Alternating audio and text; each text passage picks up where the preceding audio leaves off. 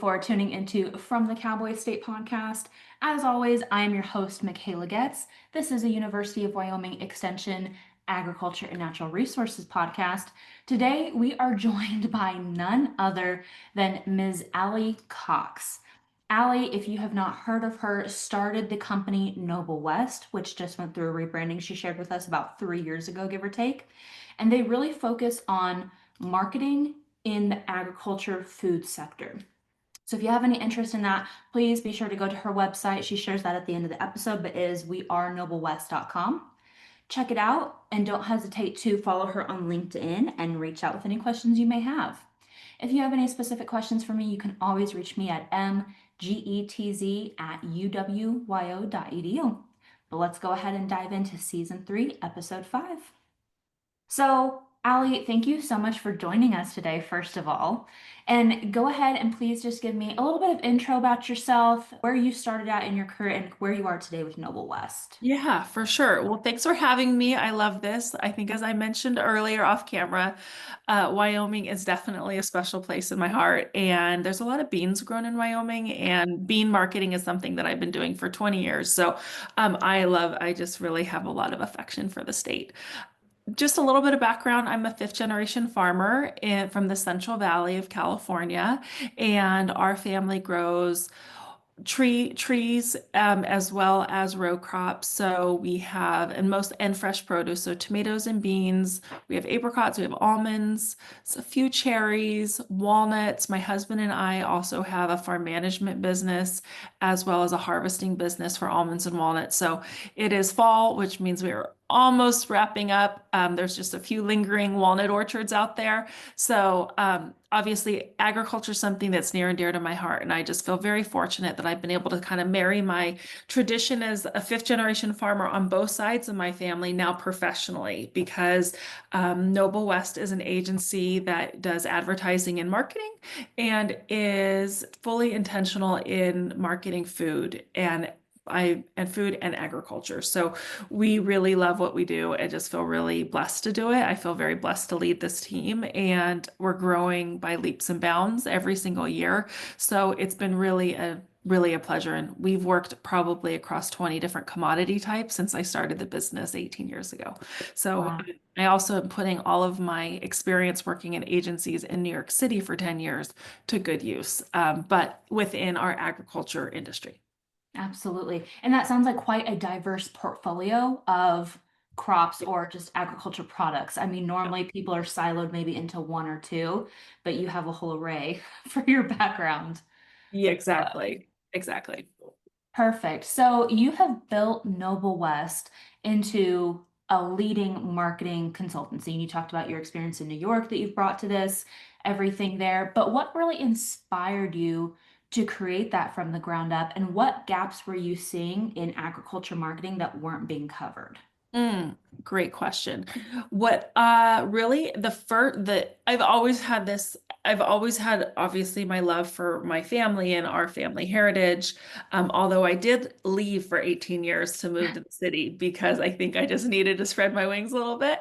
But what has always just been, I think when I lived outside of the area in New York and in San Diego for college and Austin, Texas for work and Miami for work. And what really sort of just drove me was like, wow, I just do not feel like people understand where their food comes from. And I have very educated, super accomplished, successful friends all over the country and the world. And they really wouldn't be able to recognize any of the crops that my family grows unless maybe they like were holding the tomato in their hand. So that was something that I sort of like I always sort of scratched my head on, and people, and I think that coming from the area where I come from, which is a rural farming community, I think you assume everybody knows it. And then I got to the outside world, and I'm like, holy smokes, like people really think like they don't have any idea. Meanwhile, I'm like walking down the street in New York City and can see like the tomato paste and the tomato sauce sauce that's being used on pizzas sitting in the window. And I know that my dad is one of 100 farmers that grows tomatoes for that brand. Like it's a whole moment. And then actually a funny story is my dad was visiting me in New York and we were going to like Yankees games and stuff. And he saw Stanislaus Foods, which is where he sold tomatoes for years, in the window. And he went in and he said to the pizza shop owner, he's like, I'm a tomato farmer, and there's a chance that my tomatoes are in on your pizza right now. And it was a whole moment, and they were like giving him free pizza and drinks Oh, and like called everybody over and like called their dad. It was like such a oh, moment. Like it was sort of like he was a celebrity. And I think yeah. when I would introduce, my kind of my heritage to friends who are from all over, it was like a novelty. Mhm. So I just sort of really was like, oh, wow, people do care. They just don't have access to the information that I do. And then I worked in sports and entertainment and music and fashion and tech and TV when I lived in New York. And then finally, it was about 17 years ago. I was like, hold the phone. I have really got to marry what I do. And now that I'm, gosh, like pushing 3 decades in my career, I just really feel like it's essential that I accomplish this mission of connecting consumers to their food. And now we are doing that. And it is such a incredible opportunity that I do not take lightly. And I think I just see like the look of gratefulness in a lot of our clients' faces because most of them are farmers or they're grower, packer, shippers, and they need help selling their product. And they use brokers and they sell to commodity and all the rest of it. But the work we're doing in like business to consumer marketing on behalf of our farming clients is it's the cornerstone of my career. Absolutely. And so something that you kind of hinted on and that really stuck out for me right there was your background as a fifth generation farmer. And Hmm. I had a little bit of insight ahead of time because your publicist, she sent me your bio. So I also saw that you were an Olympic medalist. Hmm. So how has all of these experiences in the different industries, being a fifth generation farmer rancher, and then all of that drive and ambition that goes into being an Olympic medalist, because an athlete on any level, incredible. But how Yeah. has that really influenced your leadership style and your approach to this business that you've modeled? Well, great questions are spot on. I'm here for it. There must be a great communications department up there at University of Wyoming. So I think that it has informed everything about how I lead, right? So I am very comfortable leading a team. Obviously, I'm also very comfortable taking shotgun and will do whatever I can to support all of our clients and our team, the team. I think that any sports, and there's a lot of athletic folks who are farmers. I do know that. Whether they played sports or they're just very handy. But I think that there's some very special skills that you do learn in sports that absolutely transition and are cross-utilized for business. That such as performing under pressure, um like same as like a big like football game night or a like rowing race in my case, like going to the starting line, like that's me going into a very big meeting, like wow, I need to close this deal right now. Okay, just like I need to win a medal right now. Okay. And then like my ability to focus and tunnel vision into the exact talent, like the exact task right in front of me under incredible pressure is frankly very good. And I think that that also comes with like, I don't know, starting in second grade, like having like the softball game on the line or the score's tied and I'm up to bat. What am I going to do? I'm going to run. Let's win it. Like, so that is sort of like you can like, that's all trainable. And like people ask like, people will ask like, what do I need like to do in order to like be as successful as you are? And I'm like, what you need to do is you need to focus on doing the best you can with whatever challenge you have. So if that's a marathon, if that is like your rec softball team, if that whatever that is definitely transferable and just like being excellent and putting in the hard work to be excellent in whatever you do absolutely transfers. But obviously with the Olympics, it's a much more heightened ability. So I don't get rattled easily under pressure. I get rattled by things like bad teamwork, self-centeredness, poor communication, um, well, just bullies in general, like things like that, that rattles me, or I'm like, this is Makes not, sense. and I think the reason why I have like honestly kind of physical reactions to it Yeah. is because like it's just a waste of time. And I'm here to win. Like at all cost, like I love to win, but Mhm. if we're not working well as a team, we're just being ineffective, and then that makes me mad. And again, I think it's like a visceral rattle, and people on my team can see it, be like, okay, we are going in circles. Let's hunker down and let's like accomplish the task at hand. And I think that very much so is also informed by like my childhood living in a farming family Right. where it's You don't harvest. get to be There's selfish. no, and No. also like when there's work to be done, there's work to be done, and you better get the rain's coming, or in your case, the snow is coming. Like Yeah. you've got to focus and prioritize and not get rattled and not spinning because otherwise you're just going to be wasting time. Like, Yeah, absolutely. yeah, And I think a theme too that I've heard from what you've been talking about is just the real honed in aspect of teamwork.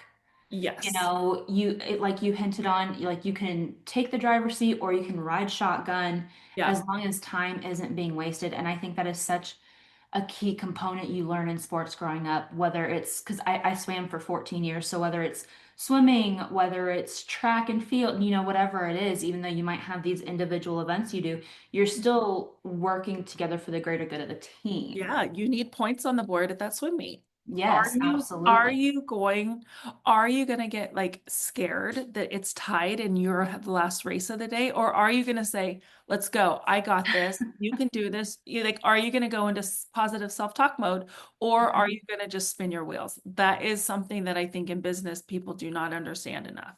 Like that's where it's Absolutely. sort of like they're spinning your wheels or they're just focusing. And I think, yeah, that exactly transfers to what goes on a farming operation too.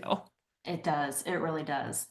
So you've hinted at this and we've kind of highlighted it already, but what values, other than teamwork, leadership, some of that stuff, but what values drive Noble West's and your brand identity and the way that you move forward with those farmers, producers that you're working with?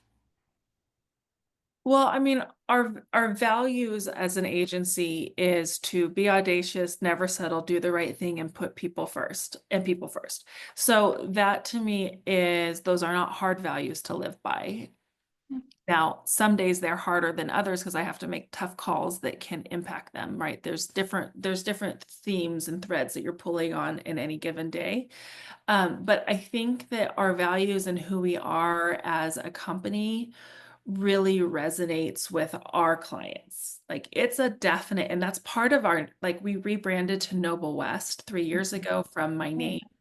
And it was really not a hard call because, as I was going through the naming, I was talking to people on the creative department on my team, and they're like, well, like who are your clients? And this happened with our managing director. She and I were having a conversation. She's like, well, tell me about your clients, like, so I can learn if I actually want to work with you.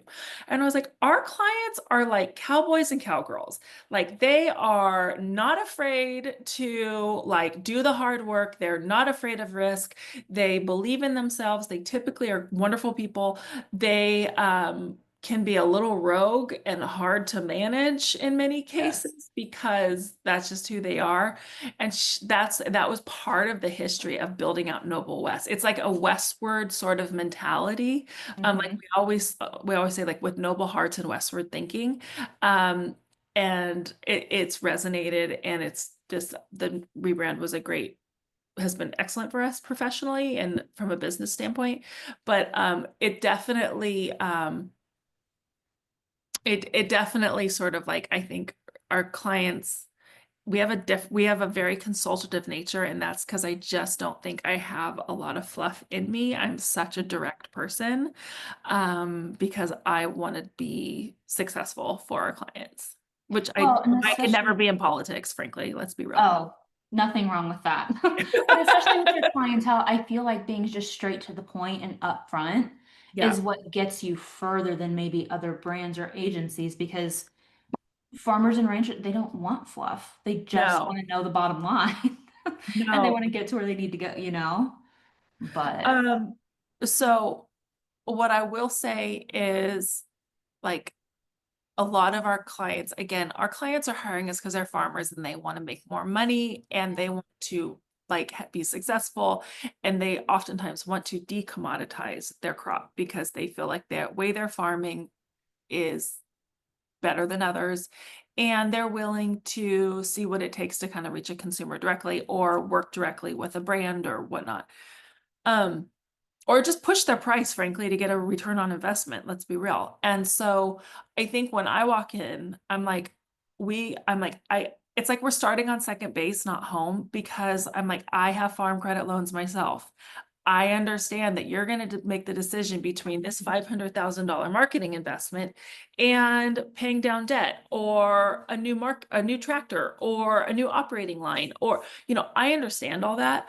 And so for me, a lot of our work is cash planning, frankly. It's like, and I think that they understand, like for me, my team, of course, brings incredible ideas and the creative is beautiful and effective. And I just love it, makes me giddy.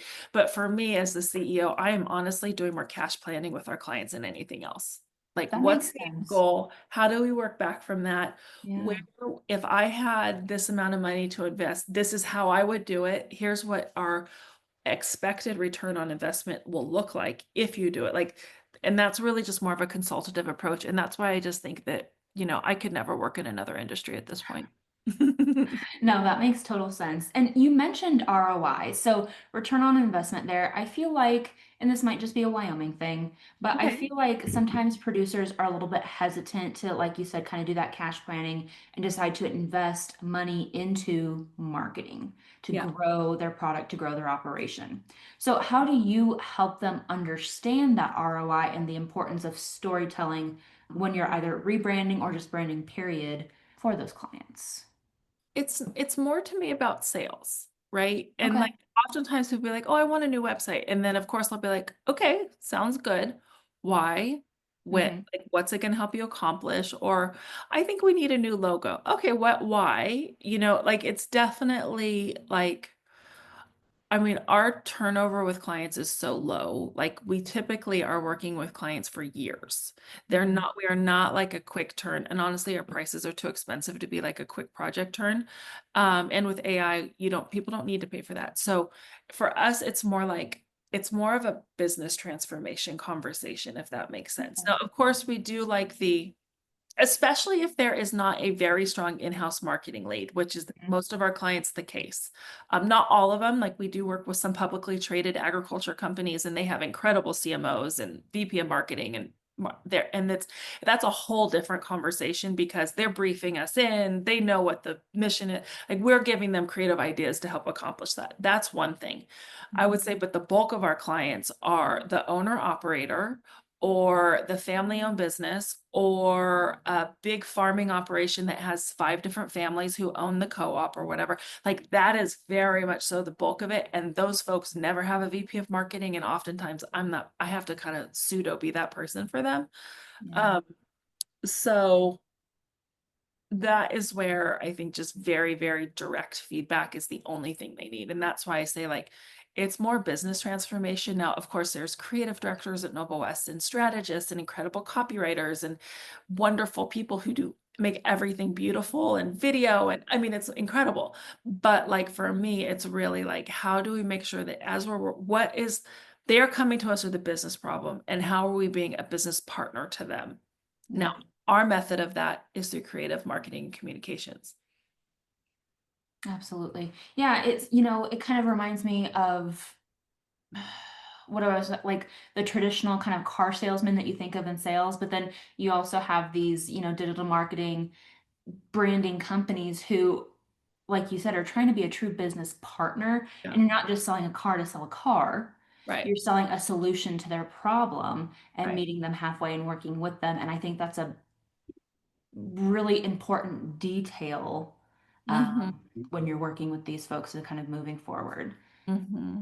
But so, can you share an example of somebody that you've worked with to either redefine their commodity or, maybe upscale their product that you were working with? You know, sure. I think one of my favorite projects we've worked on and that we're still working on, I just adore them, is working with a rice co-op in California. Oh It's yeah. called Farmers Rice Cooperative. They grow short grain and medium grain rice. A couple years ago, they thought, we're sending a lot of rice to co-packers right now on behalf of our clients. Mm. What if we bought a flour machine? What if we bought a panko processing machine? What if we bought um, an extruder so that they could make like puffed, like think Pirates Booty? Yeah. Like, what if we did that? And they came to me and they're like, what if we did this and this? And I said, great. I said, I don't think this should be called Farmers Rice Cooperative, though. This is a product. Like, this to me Yeah. feels like, I said, I know that you don't think of this. You just think of this as like building out the warehouse out back and buying machines. I think of this as an ingredient company. And the story that you're telling ingredient buyers at Nabisco and Whole Foods, or not Whole Foods, but Nabisco and General Mills, and that is very different than what you are telling a like commodity broker or a commodity buyer who's buying containers of rice. Hmm. And they totally agreed. After some serious financial modeling around it and all the rest of it. And so we created a company called Expedient. Expedient is Okay. a part of Farmers Rice Cooperative. It's the ingredient arm.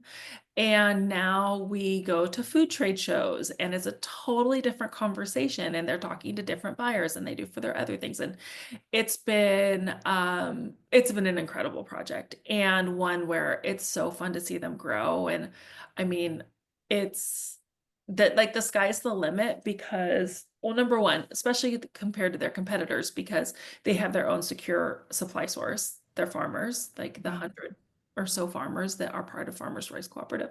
So that's been really fun. And it's been also incredible to be able to kind of tell that grower return story.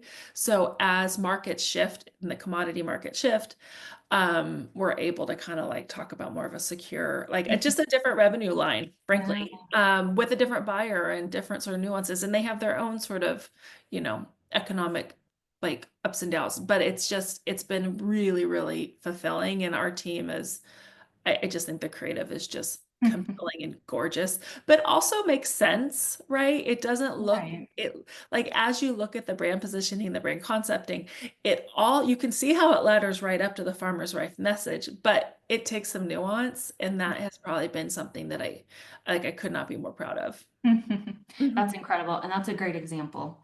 I do want to shift gears a little bit with you and talk more about your consultant work that you've done. Mhm. So I had listed that you've done consulting on regenerative water use, upcycling, hydroponics, and those kinds of Mhm. fields. So what trends in sustainability do you think shape or might possibly shape, we don't really ever know, but could shape the next decade of food production and Mm. exports? I think that what we're finding trend wise is that consumers are learning more. Sure. And this is where somebody's like, why do I have to talk about my water use or where I get my water? Well, you know what? Because there are some very educated consumers out here that really care. And frankly, there's very educated buyers who really care. And they also have mandates from their corporate headquarters. They need to have a certain percentage of their food and their inventory needs to come from sustainability measures or women owned or minority owned or whatnot to like fit within their sort of social responsibility. And so Okay. if that farmer does not talk about it and they're like, duh, I'm using purple, like in California, of course I have purple Just, pipe just water. Purple yeah. pipe water is incredible water for farming. It's water, it's recycled water. It's recycled in not many ways sewage, and it's perfect, frankly, for irrigating parks and Yeah. agriculture. And obviously there's some different sort of like water table things that like farmers work through. But in like, for example, in the Salinas Valley, where the lion's share of our country's produce comes from, Hmm. most of it is used purple pipe water. So it's recycled water. And that is something that absolutely ladders up into that whole messaging around sustainability, which it doesn't matter for all retail partners and all retail brands and whatnot, but for some of them it does. Yeah. And in many ways, it's like, well, of course, I would say it's the right thing to do. And why wouldn't we do it? Because we're trying to have a sustainable like future in California for farming, which is currently very challenging for many reasons. But That can be a whole other yeah, podcast. I don't even, Oh, but that's where I think that we're just really finding a more educated consumer. Consumer is driving this. And also, yeah, I think it's just it's something where it's part of getting your turn on investment. But for a lot of brands, it's like just the way they do business now. absolutely. No, that makes sense. And it really seems like it's not a one size fits all. It's a what's the market you're trying to sell to or get into, what have you, and then that what's Well, and it's not for everybody. And I got to tell you, like, yeah. and the thing is where this is where this is where understanding your audience and Mhm. understanding your audience and understanding like who cares about what and who's willing to pay for what and why, but like I would say like with regenerate, like if I'm talking about like almonds and walnuts and Mhm. basically permanent crops in general, regenerative agriculture has, which means like you have oftentimes a cover crop. That's a big part of it, a recover crop, or maybe you put animals through your orchard and you have a whole like animal rotation program. It's a lot, which is frankly a lot of work because then you become like, lamb farmers too, or Yeah. sheep farmers or whatever, or goats or whatnot. Anyway, so that's where that like there is proof, there is data that the if you have a cover crop, whether it's mustard or some lima beans or nitrogen fixing or whatnot, you actually can retain more irrigation from rainwater and your irrigation retains. It's like 35% more Yeah. versus if you now, do you have to deal with more weeds and whatnot? Sure. But are you mowing more? Sure. Yes. But the thing is, like that's where your runoff is like 35% less, like runoff Mhm. irrigation into ditches. So that's where there's is a lot of data, but it takes removing sort of the stigma around politics in order to be open-minded for it, I think. And that's something that I think is just forever a challenge. But we've seen it happening in like, now like in most of our orchards, there's mustard or there are clover or whatnot. And it's like proven. It's also better bee habitat, so your bees can actually work harder when they're pollinating. All the So pollinators. Yeah. exactly. So there's so many reasons, but it does take education, open-mindedness, and also being willing to change. But I think that if you know that you're doing this so that you can actually be more financially successful and viable, Yeah. it's probably worth it. Absolutely. That's a lot of the folks in this area up in Northwest Wyoming. The cover crops a lot of folks use, depending on what livestock you are or are not running, because a lot of folks have horses, but they'll do clover if they don't, Yep. or they will do oats. And those Hmm. seem to be the two that a lot of folks use up here. But like you said, it helps tremendously on your bottom dollar and your operation as a whole. For sure. And I think that that's where like we talk like when I go to Expo West at Climate Day and I'm kind Yeah. of participating in that, it's like, okay, well, like those are big brands. Those are the biggest brands in the world, General Mills and Kellogg's and everything. Those are the biggest brands. And they're saying, okay, how can we be the most sustainable? And the bottom line is it's really a farming conversation of like, well, if we want to use less pesticides, less Hmm. chemicals on our crops, which I always say farmers don't enjoy paying their chemical bills. They just feel like they don't have another choice in many cases. Like, but if we actually wanted to help them, like that means they'd be doing more crop rotation.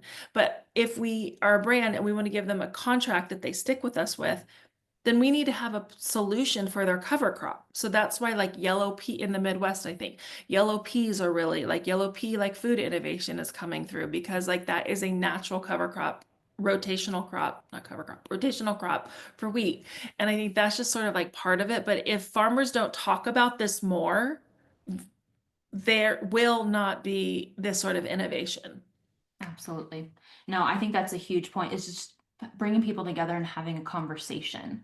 I think that's something we try to aim to do an extension through different programming. But Yeah. like you said, people have to be willing not to like give up their trade secrets, but just disclose information and not feel so Yeah. private and closed off, maybe.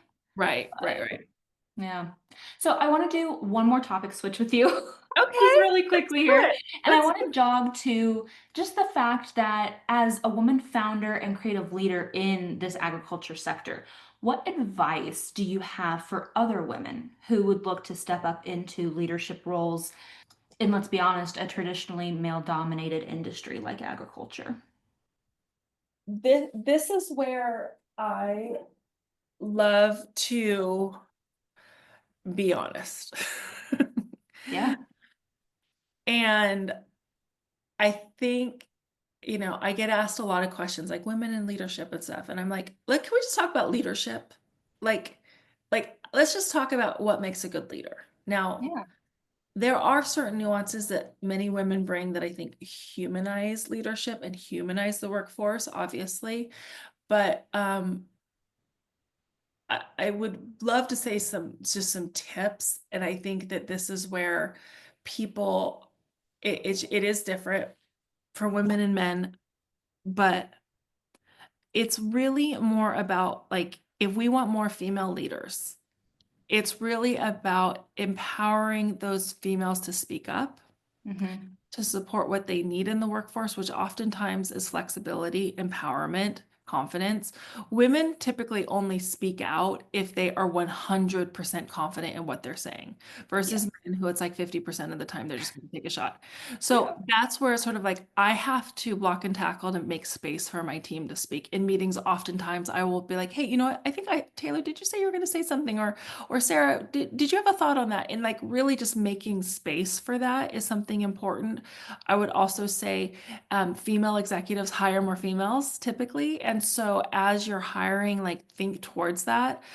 And then and then really it's about doing the job and asking for what you need. And one thing I really that is probably the hardest part about managing women is because we are mostly, I don't know, are we half?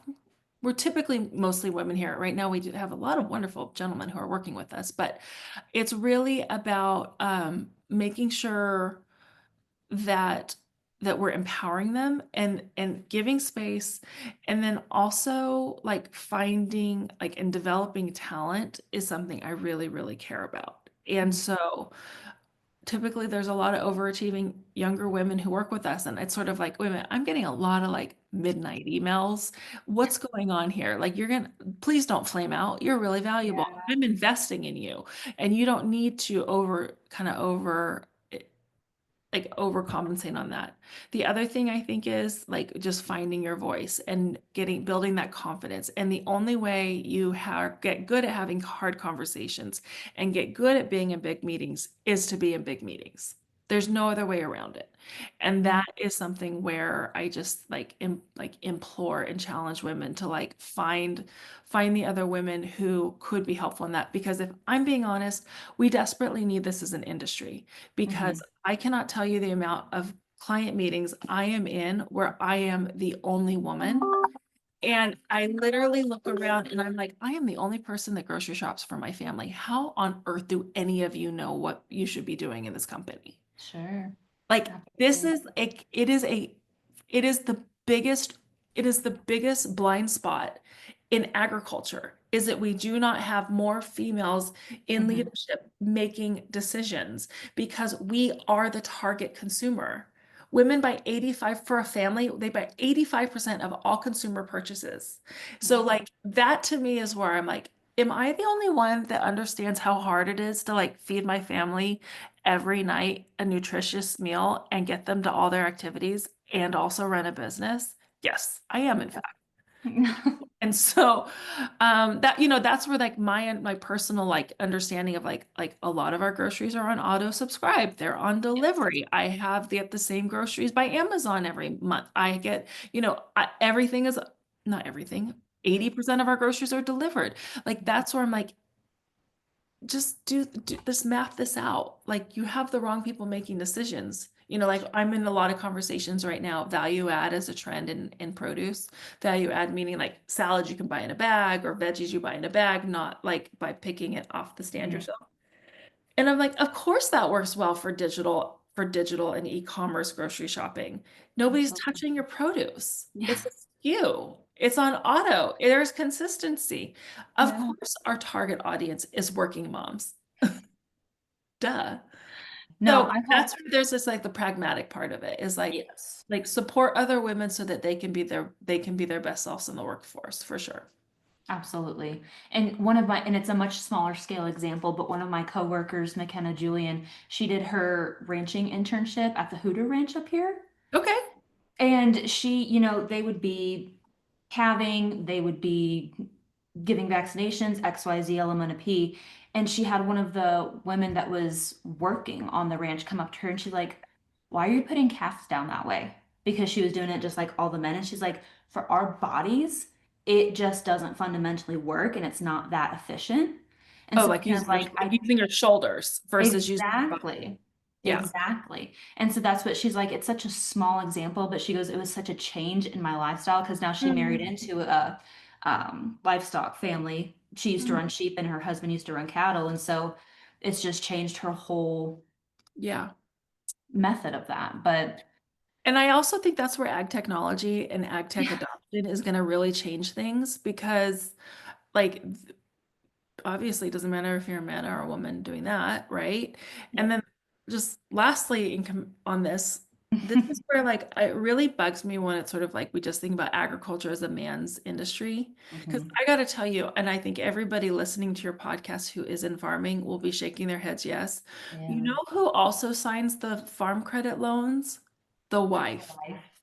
Yep. So, guess who's also probably doing more research about trends, who's informing what's at the grocery store, who's part of those like, well, dear, have you looked at this opportunity? Because I'm seeing a lot of these kind of rice cakes. Like, that's where it's sort of like it is. And now, even if you're not doing the manual labor, I'm sure you're supporting equally, and if not more importantly, with the bookkeeping or with understanding trends or like working through like any of like the like loans and insurance and all the business things. So, Yep. No, absolutely. And I want to be conscientious of your time. We've got 5 minutes left, so I do just have one last question for you to okay. slide in there. All right. So you'd mentioned the technology sector, ag tech, everything like that. So do you think for Noble West as an entity, are there any new sectors that you may be open to exploring in the future? Yeah, well, I mean, we work across a lot of ag technology now. Yeah. So we work agriculture. I mean, we've been working in ag tech for about 7 years, which is, it's all really changed. So we definitely care a lot about that and I think have a good understanding of it. Because if you think about it, oftentimes in ag tech and also food tech, but mostly ag tech, really like the end decision maker is a farmer. So anytime Mhm. there's a farmer involved in sort of decision making, that's where Nova West gets a lot of interest because we definitely know how to write and design, not only just like target with the target audience being the growers, but also farmers. So yeah, that's a big part. We work with a lot of service businesses and have for years. Fantastic. That's great. Well, I think that is the perfect end note. Ali, Oh, thank you so much for your time. I truly appreciate it taking the time out of your busy, busy schedule. my pleasure. Great. Anything else you want to leave the audience with before we hop off? No, thank you. Just Okay. keep doing a great job. And if you have any interest in following us, our website is wearenoblewest.com, or you can always find me on LinkedIn, Ali Cox. I do my best to promote as many trends as possible there. Perfect. Well, thank you so much, and thank you again for your time. All right, y'all. Well, that is the end of episode 5 with Ms. Ali Cox. Again, if you have any questions, don't hesitate to reach out. She left the website. She is on LinkedIn, so you can always follow and support there. Any questions, comments, or concerns for me, you can reach me at mgetz@uwyo.edu. As always, this has been a University of Wyoming Extension, Agriculture, and Natural Resources podcast. See y'all next time.